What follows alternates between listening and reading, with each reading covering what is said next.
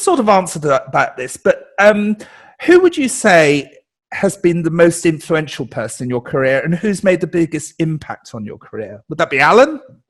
Well, I think, yes, well, Alan's obviously made the biggest impact on my career by marrying him. But and your life. My life, yes, exactly. But I think Tony Britton was, and so was Anna Neagle. I mean, Anna Neagle, but I didn't realise her real name was Marjorie Robertson.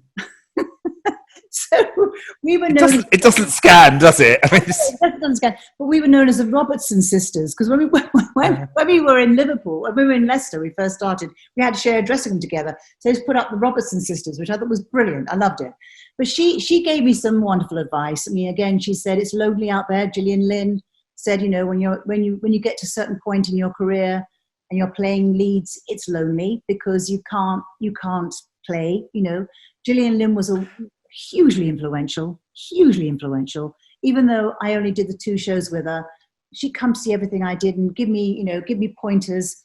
Wendy Toy was somebody else who meant a lot to me. She directed me in Sound of Music. And again, I auditioned for her many times and for whatever reason didn't get it, but she always was encouraging and told me why I didn't get it for whatever reason, but was never dismissive and always encouraging. Tony was there day after day when I did Fair Lady, and I would go to him and I said, I don't know how to do this, and he'd be the most amazing help. And Alan had the biggest impact. Cameron had quite a big impact in my life too. Yes, of course. By employing me in the first place.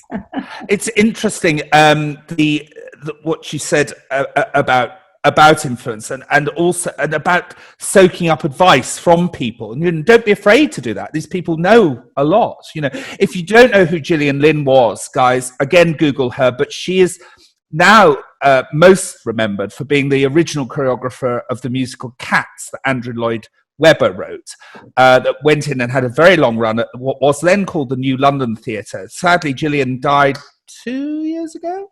Probably not even. And Andrew Lloyd Webber, who now owns that theatre, has renamed it the Gillian Lynn, which is rather lovely. And it's the first theatre in London to be named after a woman who isn't a royal. So it's pretty good for Gillian, actually.